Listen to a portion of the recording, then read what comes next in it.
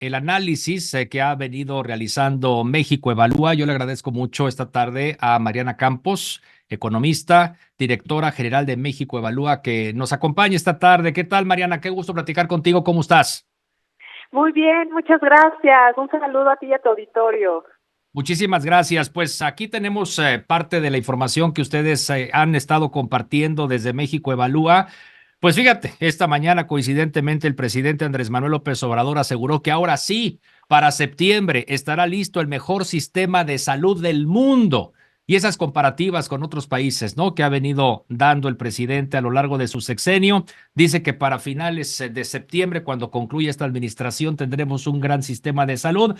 Pero pues ustedes tienen otros datos ahí en México Evalúa, lo que han venido denunciando ya desde hace 5 años, Mariana, desde el año 2019, una simulación con esto, ¿verdad? Que me parece que es sumamente serio y sumamente grave.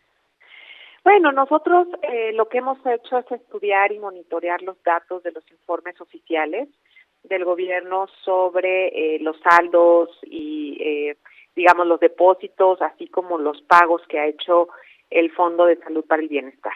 Creemos que este fondo, pues, está un poquito extraviado y va a ser bien importante fortalecer su gobernanza, es decir, definir su objetivo, establecer las reglas y la toma de decisión sobre cómo se van a usar sus recursos. Yo creo que va a ser elemental para que podamos tener un muy buen sistema de salud, ¿no? Yo creo que es un paso obligado, no es el único paso, pero es sin duda un obligado.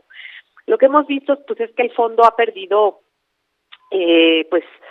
saldo, ¿no? Es decir, es un fondo que se ha ido achicando a lo largo de esta administración, pero al mismo tiempo también ha caído y se ha desplomado, prácticamente llegando a cero, la cantidad de casos que se financian de enfermedades catastróficas de las personas sin seguridad social, ¿no? Entonces, creo que ahí tenemos un vacío de información sobre en qué se han invertido estos recursos que salen del fondo y se depositan en la tesorería de la Federación. Lamentablemente, cuando un fideicomiso deposita recursos en la tesorería de la Federación, estos entran como un ingreso, como aprovechamiento, y ya no hay transparencia ni trazabilidad de los programas y proyectos que financian. Entonces, yo creo que estamos hablando de cuánto dinero, este dato de 157,000 millones de pesos, Mariana. Es a lo largo de pues de varios años que se han dado en esta administración, ¿no? De lo que se ha ido egresando a lo largo de cada año, se hizo esta suma la hizo Animal Político, tengo entendido. Ok, pero aquí el dato es, en solo 2 años el gobierno del presidente López Obrador dispuso de 157,000 millones de pesos de fondos destinados a la salud y eso obligó a suspender el pago de todos los tratamientos de cáncer o trastornos congénitos o estas enfermedades catastróficas, ¿no? Que en teoría pues se financiarían desde esa bolsa, esta bolsa que ahora se dispuso de esta cantidad de los últimos años, se deposita esto en la tesorería y no sabemos cuál ha sido el destino. Ese es el punto, ¿verdad? Ese es el punto, o sea, estos pagos del fondo a la tesorería coinciden con este cese de financiamiento de casos de enfermedades catastróficas, ¿no? Y creo que esto es bien importante porque no lo dice esta nota que se publicó específicamente de Animal Político, que hace un recuento de las investigaciones, en una parte un recuento de las investigaciones de México Evalúa, pero es bien importante esto porque en este momento lo que tenemos entendido es que los estados que han firmado convenio con la Federación depositan sus recursos del FASA en este fondo. Entonces, por eso para nosotros es indispensable el fortalecimiento de las reglas y del uso y la transparencia de este fondo, porque ahí se van a concentrar o se están concentrando recursos de los estados. ¿Y dónde está el dinero para la salud entonces, Mariana? A consideración de ustedes y revisando y analizando cuidadosamente estos datos. Bueno, lamentablemente no podemos, de este dinero que salió del fondo a la tesorería no podemos saberlo porque pues no hay un trazo, no se puede rastrear. O sea, no existe información sobre, una vez que se convierte en un ingreso para la tesorería, no hay transparencia sobre qué financian los ingresos públicos, o sea, no hay transparencia. ¿Qué gastos específicos, qué programas, qué proyectos? Esa transparencia no existe en la cuenta pública de México. Es por supuesto, una gran recomendación que tiene México Evalúa para evolucionar la transparencia y la rendición de cuentas del gasto público en México, pero en este momento pues es imposible saberlo. Podría irse desde luego al propio sistema de salud y estar financiando algo a través de los programas del presupuesto o de salud, o podría estar financiando incluso otros temas, ¿no? Eso no lo sabemos, y por eso un llamado al fortalecimiento de la rendición de cuentas del uso de los recursos de este fondo. Porque entonces aquí, ¿quiénes son los que quedan más desprotegidos? Al momento que desapareció el Seguro Popular, pues evidentemente se supone, ¿no?, que esta bolsa sería para atender casos de enfermedades catastróficas, particularmente en ese sector de la población, ¿no, Mariana? Bueno, cuando desaparece, sí, queda vulnerable las personas que no cuentan con seguridad social, por ende no tienen acceso al IMSS, al ISSSTE, y entonces presentan una enfermedad catastrófica como el cáncer, ¿no? Alguna otra situación como por ejemplo una emergencia neonatal, la necesidad de que un recién nacido de su familia tenga que ir a la terapia intensiva, eso es otro de las enfermedades catastróficas. Entonces, estas personas son las que quedan vulnerables al no tener ya la garantía de cómo se van a financiar estas enfermedades. Yo creo que eso sigue pendiente en el IMSS Bienestar, el conocer cómo se van a financiar estas enfermedades, que además pues hemos visto también otros datos que no están en esta nota, pero hemos analizado las consecuencias económicas que esto ha tenido en los gastos de los hogares, y pues evidentemente esto ha golpeado más a los hogares de menores recursos. Sí. Entonces, pues esto sucede con el cese del Seguro Popular, pero todavía no logramos incorporar este mecanismo de manera clara. Creo que otro aspecto también muy importante es que tampoco ha quedado claro cómo se van a presupuestar pues el gasto de salud para las personas sin seguridad social. Anteriormente estaba obligado el gobierno a presupuestar un monto por usuario del sistema, ¿no?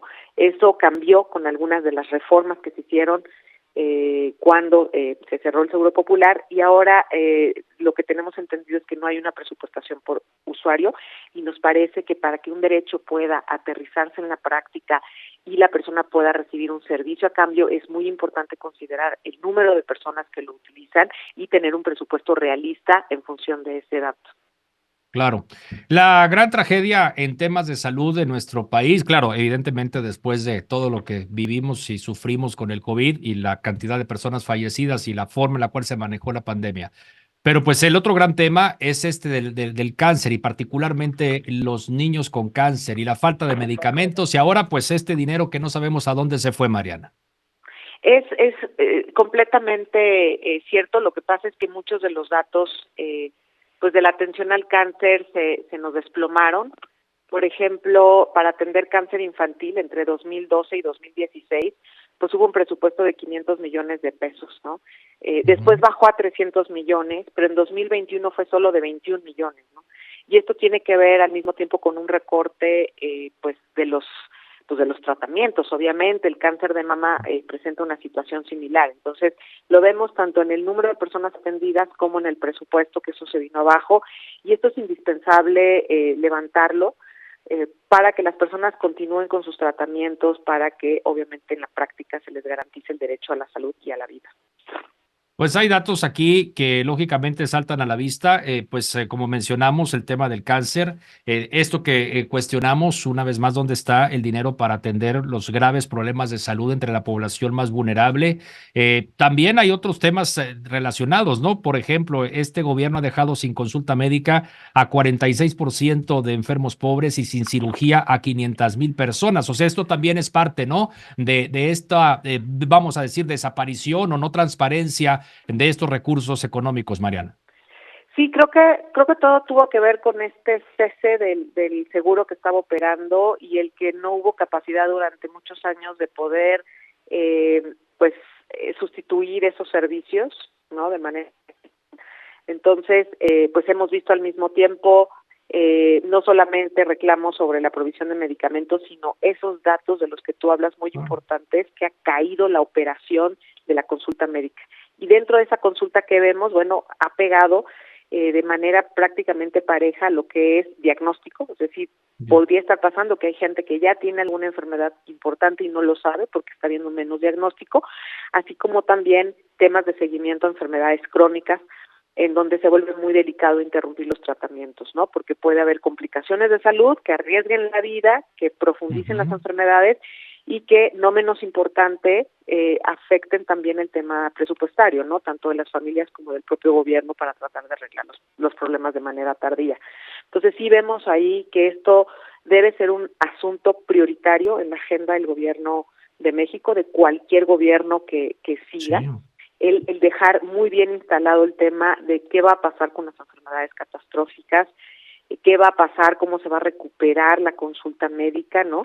Y desde luego pues la provisión de medicamentos, ¿no? Yo creo que hay varios alarmas y varios focos rojos alrededor del sistema de salud, que además le está pegando mucho a las personas que no cuentan con seguridad social, porque es el esquema que digamos se canceló y que no ha sido todavía en la práctica, aunque ya hay avances en la definición del IMSS Bienestar y ha habido un progreso en términos de diseñar ese nuevo sistema. Seguro. Pues todavía en la práctica traemos un rezago operativo muy relevante que atender.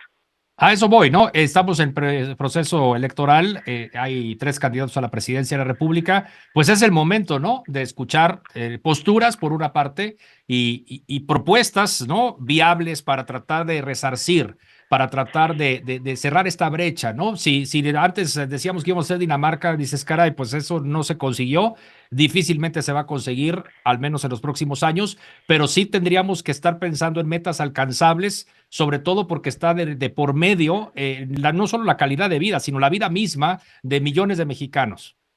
Totalmente, y creo que en ese sentido, pues los candidatos han sido vocales con este tema, todos de alguna manera han pronunciado un compromiso, pero ¿sabes qué es lo que falta? Precisar algunas cuestiones, ¿no? Es decir, sin algunos mecanismos que se reinstalen, va a ser muy difícil. Como yo te decía, número 1 es qué va a pasar con el financiamiento de las enfermedades catastróficas, qué va a pasar con el FONSABI, es decir, este Fondo de Salud para el Bienestar, cómo va a ser su transparencia, en qué puede gastar este fondo y en qué no, ¿no? O sea, que le quitemos ese tono de discrecionalidad y hagamos de un gran fondo para financiar exclusivamente salud, y eso implica cerrar esta puerta de salida hacia la tesorería sin claridad en qué se está gastando el dinero. Y lo tercero que te diría es la presupuestación por usuario, ¿no? Es decir, el sistema de salud tiene usuarios y requiere que se prevea un monto, ¿verdad? Se estima un presupuesto a partir del número de usuarios y obviamente el perfil de las enfermedades. Entonces tenemos que elevar la calidad de la presupuestación en salud para que ésta sea realista y pues realmente las personas puedan ir cumpliendo este derecho a la salud, ¿no? Se les puede ir cumpliendo. Mariana, pues nos has compartido información muy, muy importante, muy precisa y desde luego en perspectiva tratar de que este panorama cambie, insisto, por la vida de millones de personas. Gracias por estar con nosotros y me da mucho gusto escucharte, Mariana. ¿De qué? Hasta luego, te mando un saludo a ti y a toda la audiencia. Igualmente, muchas gracias. Ella es Mariana Campos, la directora general de México Evalúa.